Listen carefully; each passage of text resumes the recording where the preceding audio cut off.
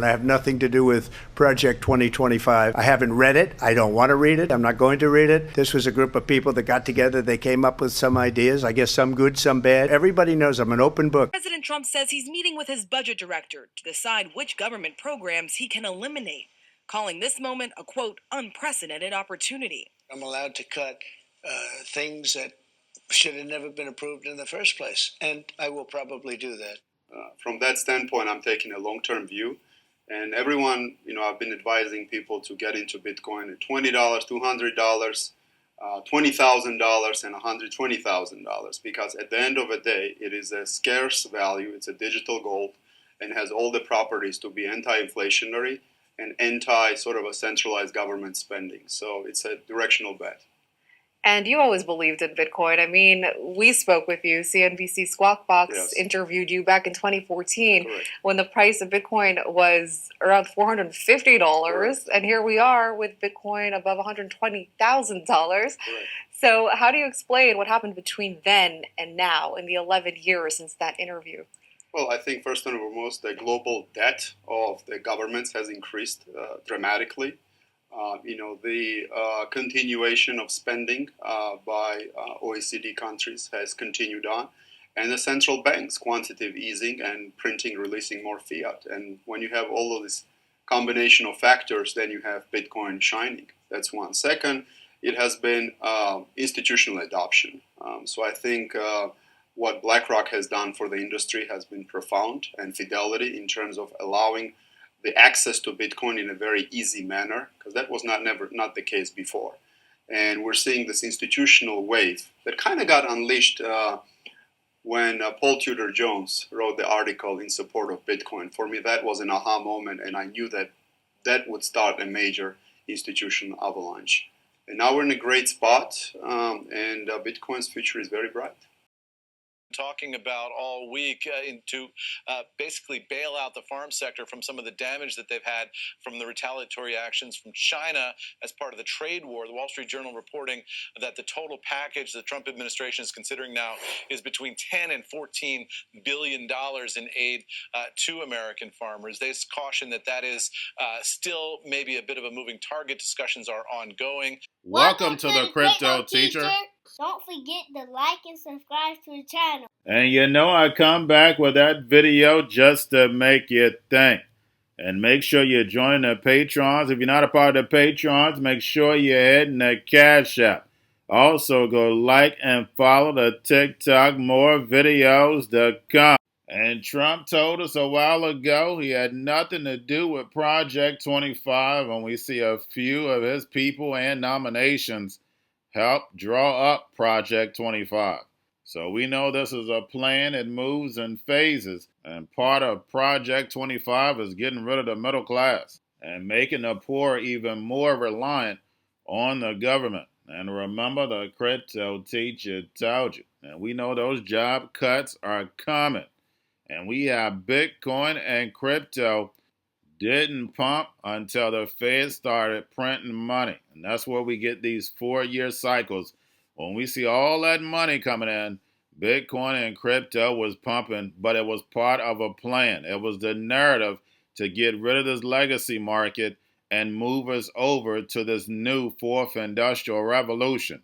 And if you can't see it, like most of the sheep can't see what's going on, because they stay distracted on things that don't matter. And I tell you that all the time. But that's what brought on the narrative. So it's easy for the NWO chess pieces to come in and say, look, yes, I told you a long time ago about this. Why? Because they knew the plan. That's the reason why the Crypto Teacher can bring it to you.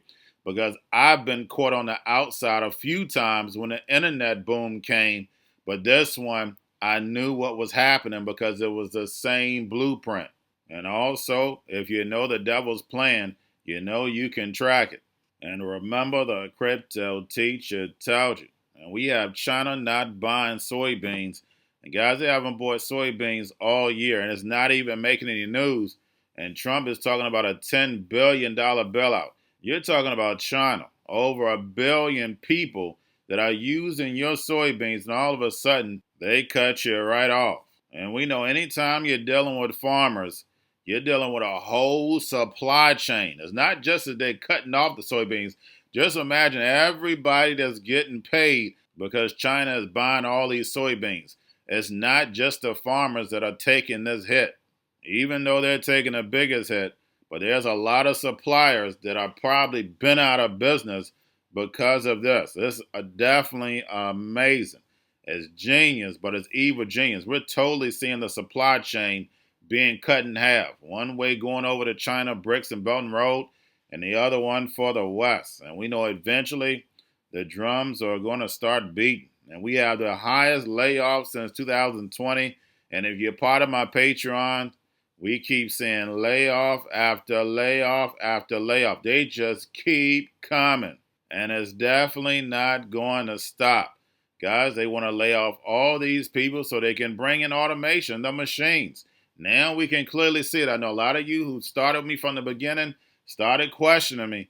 But now the whole plan is easy to see. The only thing we can't see is the spiritual side. And of course, that's going to be in the book. But in my Patreon, I did put in there the Red Heifer video. So guys, make sure you're part of the Patrons, you go watch that video. And then, of course, we have the drums are beating. Trump on Venezuela in the name of fighting the cartels. And guys, you know the banks are the biggest what? I'll let you finish that. But the key was, in this speech, he said, if you try to poison our people. Now, don't forget, guys, China is sending over fentanyl left and right. And then also, the U.S. is putting a tariff on it, so we're getting paid off of it. Guys, we know this is a big joke. We know when we see the drums are beating, it's for something much bigger. And I have a feeling that Venezuela is going to be blamed. And remember, the crypto teacher told you, because he knows when it comes to the NWO, it's all planned out. You have a wonderful day. But year-to-date job cuts are up 55% from year-ago levels, the highest since 2020. Our next guest says you usually see these numbers during recessions or a period of major disruption, such as the first wave of automation. Joining us now is Andy Challenger, Senior Vice President of outplacement firm Challenger Gray and Christmas. Andy, great to have you with us. Thanks for having me on. So it sounds like if you took a look at the numbers, you would think that we're in a recessionary environment, and yet we have the economy here humming along, so to speak, in some degree. And I'm wondering if you sort of look at this and are puzzled, or does it make sense? Yeah, I think it makes sense to me from what we've seen in the labor market for quite some time.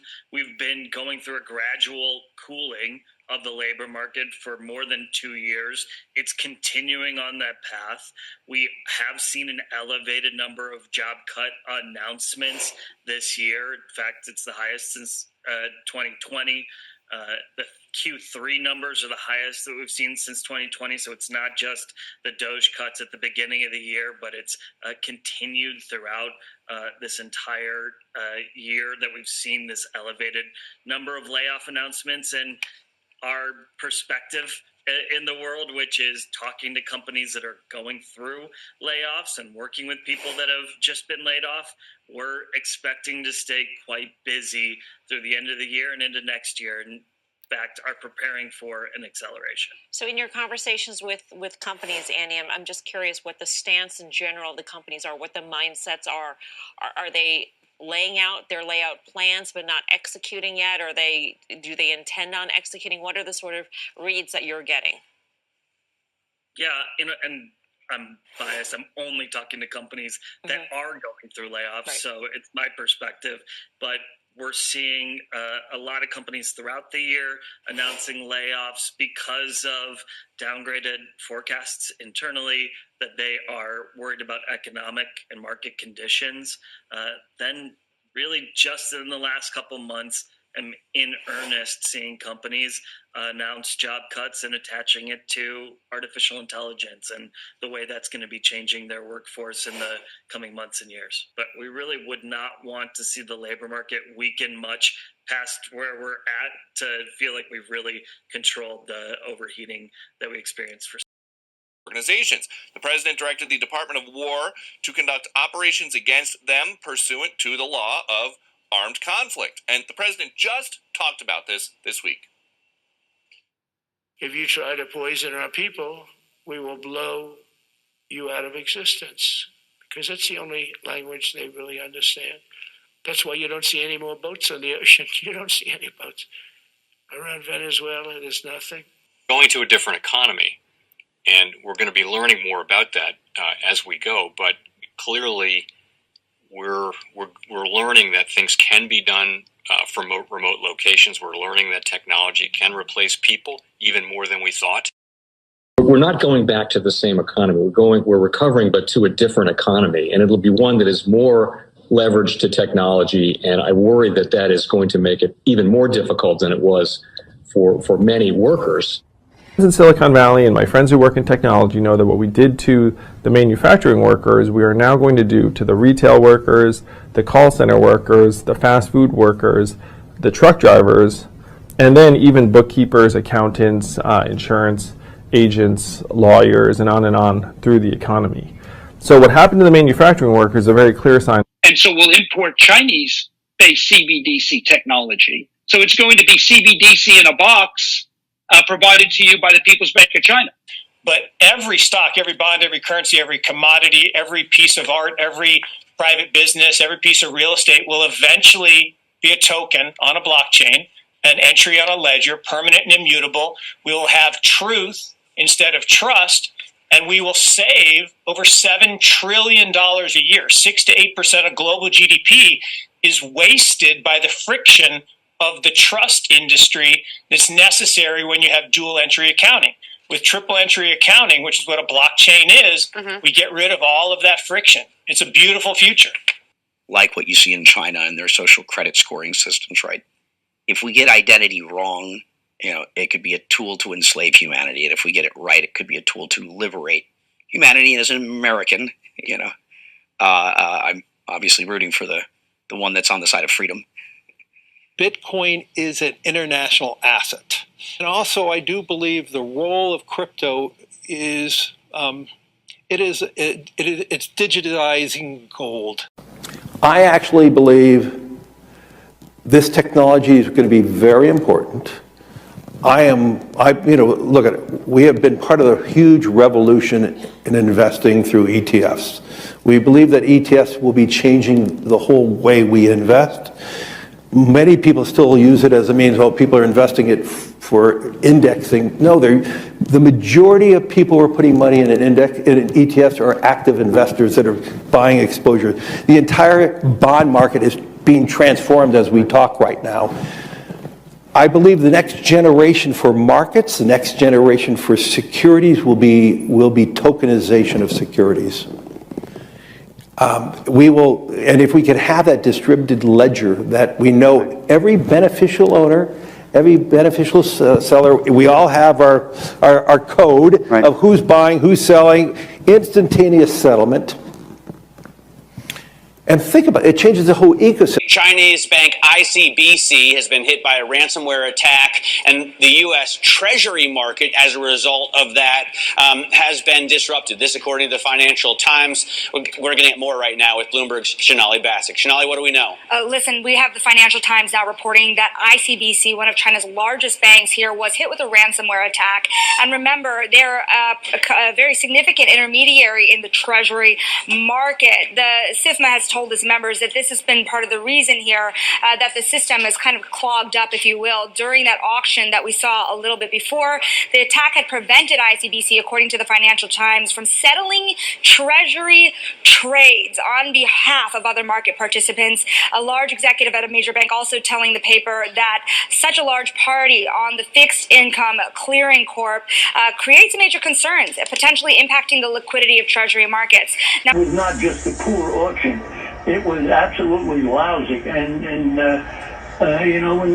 when the dealers have to step in to save a treasury auction, that's a rare occurrence. And Cryptoteacher and the new World Order book, plus the 3 kids books, It's Time to Re-Educate. Also, new to cryptos, Coinbase, Bitrue, Binance.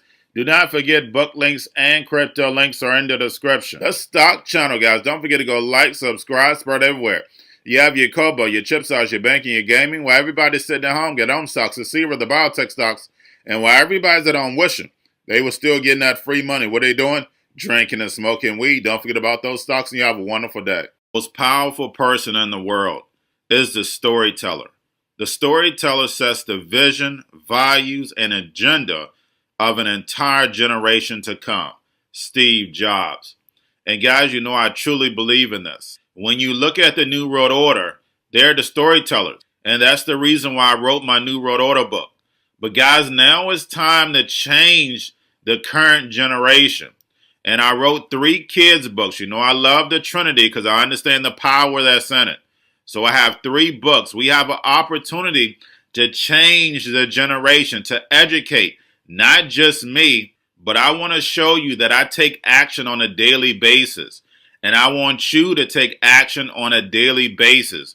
Whether it's your job, whether it's in your community, we have an opportunity right now to educate the masses. I posted this on my Twitter account. Please share, but this is a short clip of the 3 books. There's going to be a clothing line and action figures. Please get these books for your kids, nephews, cousins, friends, so therefore we can start the re-education now. Because as we see, the 4th Industrial Revolution foundation is definitely here. Robots, algorithms, drones, taking humanity out the picture. We have to re-educate. But let's get into the video. Part 1. King Joshua and Drama Tam save the village. Part 2. King Joshua and Drama Tam save New York from COVID-33. Part 3. King Joshua and Drama Tam goes to China. It's mandatory to get part 1, part 2, and part 3 of this series. It's time to re-educate Generation Z.